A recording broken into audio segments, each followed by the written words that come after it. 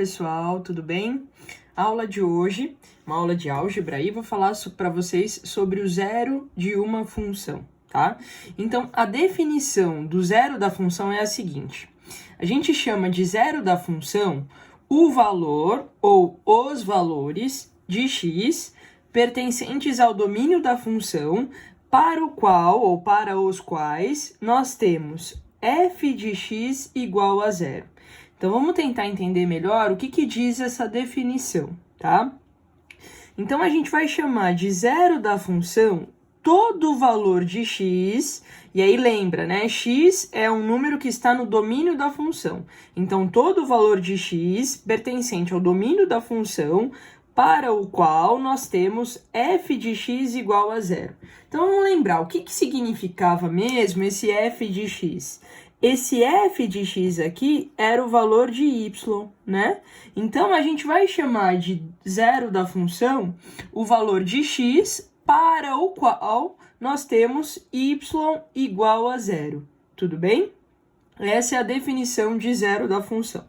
Caso essa função seja uma função polinomial, tá?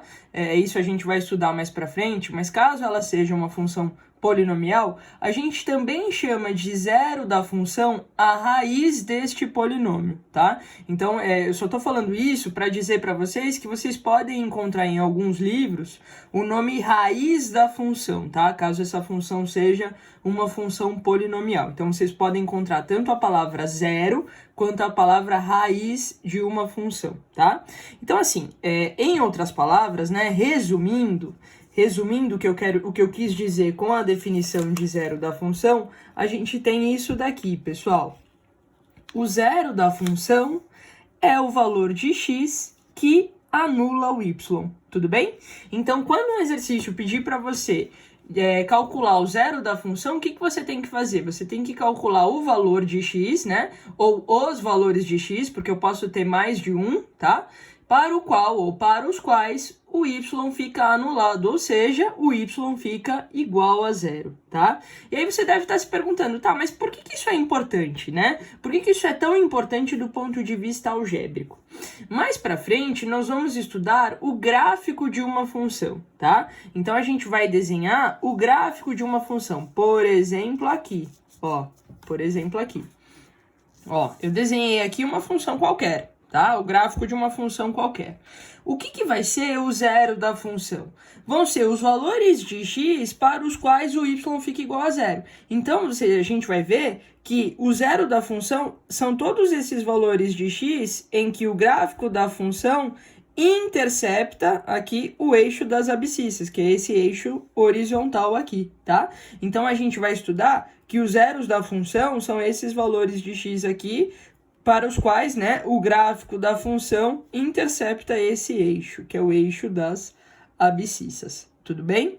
Então, por isso que por esse motivo, né, por essa análise gráfica, que o zero da função é tão importante para nós, tá? E por enquanto a gente não está estudando o gráfico, mas mais para frente a gente vai estudar e isso vai fazer mais sentido, tudo bem? Então, eu queria mostrar para vocês como que a gente faz esse cálculo do zero da função com alguns exercícios, tá? Com alguns exemplos. Então, vamos ver esse exercício que eu coloquei aqui na folha. Então, eu falo o seguinte, ó, determine o zero da função em cada caso. Então, por exemplo, na letra A, eu dei aqui uma função f, pessoal, cujo conjunto de partida é o conjunto A e cujo conjunto de chegada é o conjunto B, tá? Então, essa daqui é uma função que vai de A em B, tá? E aí, para mostrar para vocês que função é essa, eu fiz um diagrama de Venn, tá? Então, a princípio, o que a gente pode analisar aqui? A gente pode analisar se isso é mesmo uma função. E de fato é, né? Porque no conjunto de partida aqui, a gente usa todos os elementos de x, né? E não parte dupla flecha, ou seja, cada elemento de x tem um único elemento em y lá correspondente. Tá tudo bem? Então, essa função foi uma função que eu inventei da minha cabeça, tá? Não tem nenhuma lei aí nítida, digamos assim. Eu acabei de inventar, tá? E aí, o que ele pede? Ele pede para a gente achar o zero da função. Então, o que a gente tem que calcular? Eu tenho que calcular o valor de x, tá? E o x, lembra, tá no conjunto de partida, tá no domínio aqui da minha função. Então, eu tenho que achar qual é o valor de x para o qual nós temos o y, que está aqui no conjunto de chegada, né? Que está aqui no contradomínio, o valor de x para o qual nós temos y igual a zero, tá? E eu coloquei aqui, de propósito, zero nos dois conjuntos, justamente para a gente pensar um pouquinho. Então, eu quero saber qual é o valor de x para o qual nós temos y igual a zero. Então, qual é o valor de x que tem y igual a zero? Y igual a zero é esse ponto aqui, né? Y igual a zero, nós temos quando x vale 4, tudo bem? Então, quem é o zero da função nesse caso? O zero da função é x igual a 4, tudo bem? Então, essa é a minha resposta. E nesse caso aqui, nesse exemplo que eu coloquei para vocês, nós temos um único zero da função, né? Nós temos um único valor de x que anula o y. Tudo bem?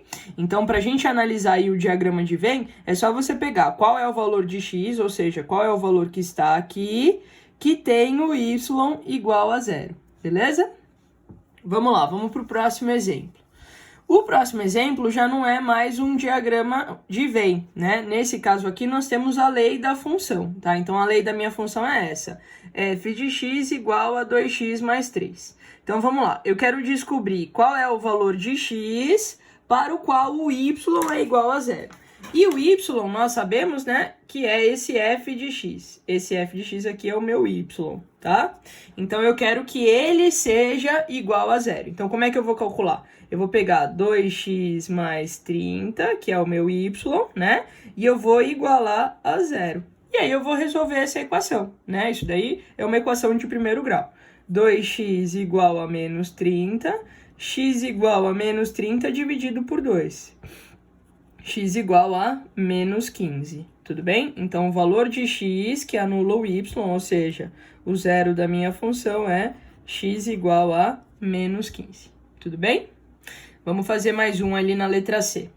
Mesma coisa, né? Nós temos aí a lei da função. Então, eu tenho que f de x igual a menos x mais 8. Este f de x aqui é o meu y, né? E aí, calcular o zero da função nada mais é do que achar o valor de x para o qual o y é zero, tá? Então, eu vou fazer menos x mais 8, que é o meu y, igual a zero. Então, menos x igual a menos 8, multiplica por menos 1, x igual a 8, beleza? Então, quem é o zero da função aqui? X igual a 8, tudo bem?